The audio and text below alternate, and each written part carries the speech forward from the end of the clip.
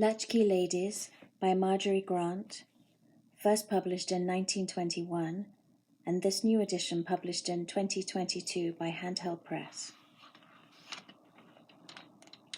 A Knight of Leicester Square. Latchkey ladies, using the term in Anne's, not in any Leicester Square-ish sense, move about a great deal. Not to Biarritz or Nice or Paris or Rome, not even to Bath or Cowes or the North. Ascot and the moors have no meaning for them, but they seek the variety of Pimlico and Chelsea and Bloomsbury, the finer air of Bayswater and Hampstead. They occupy tiny flats in Chancery Lane and the Inns of Court. The cheaper parts of the Embankment and the purlieus of Belgravia and Mayfair know them too. There is not a street leading from the Strand to the river where, above offices and warehouses and committee rooms that deal alternatively with swine fever and children's country holidays, you may not flush a brace or more of these same latchkey ladies nesting together near the housetops. Their knowledge of landladies, of lodging housekeepers, of manageresses of all grades is profound. Their latchkey is the symbol that admits them to a dreary intimacy with the habits and ways of these people who, for a fee, hand over the metal seal of liberty to eat and live and die unregarded.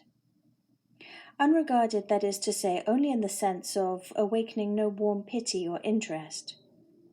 Curiosity, comment, and intrusion of the baser sort are common, and are a frequent cause of the ladies taking wings to other parts. Hope will spring eternal. Variety is never impossible in London. You can change your ill. Latchkey ladies do so remarkably often. Theirs is not the monotony known to the married of always fitting the same key into the same lock. About the time that Anne betook herself up to Camden Hill to teach the first form, under the extremely superior development of latchkey lady personified by Paul and Veritas, a wave of change broke over the Mimosa Club. The honoured Mrs. Bridson went with her friend Miss Spicer to Southsea, leaving her address on a visiting card with the astonished Anne, and a pompous but kindly meant invitation to let her know from time to time how she got on. Makita, overhearing this weighty speech, instantly volunteered in the most gushing terms to write to Miss Spicer every few weeks in order to sketch her future career in the Pensions Office and also Petunia's theatre conquests. Miss Spicer, admiring her wicked ease of manner, tried to subdue Paquita's pealing laugh in vain, but Mrs. Bridson merely turned a dull and chilly eye upon her. It had never quelled Makita's irrepressible cheerfulness, and did not do so now. "To leave that young woman is no matter of pain to me," Mrs. Bridson observed to Miss Spicer, but Honoria sighed a little.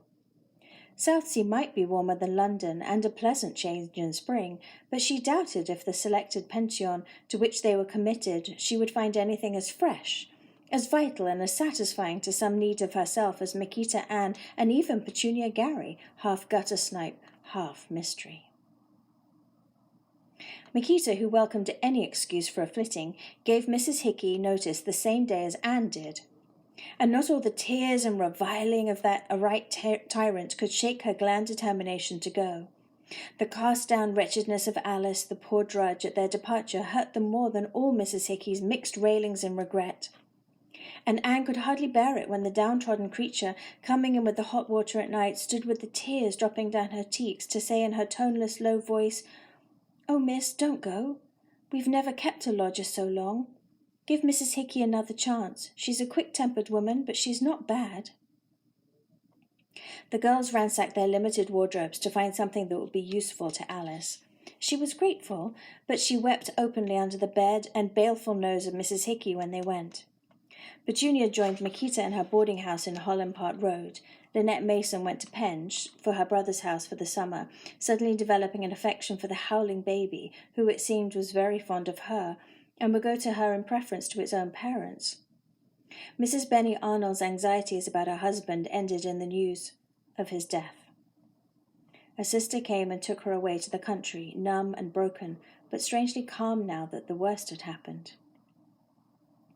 So the little group of the winter broke up, and new people flowed into the Mimosa Club.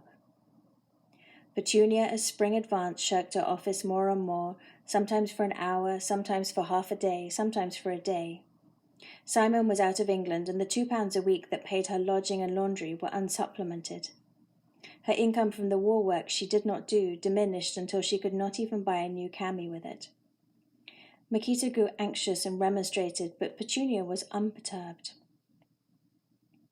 She walked about London in one of her dream moods, forgetting that she was shabby, and surveying the shops uncovetously. The mysterious side of her queer nature was in possession of her for the time, and there was something childish and sweet in her expression.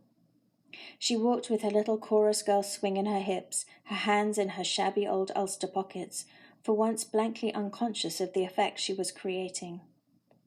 Fancies flitted across her mind. She imagined the winged boy of the Piccadilly fountain impatient under the desecrating hands of the workmen, who thus late in the war were caging him in wood.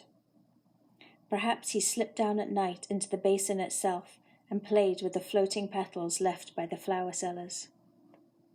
Funny little fantastic boy in the dim street lights. Perhaps he flew like a moth to the park. Possibly the parks indeed were alive with the released spirits of London at night time.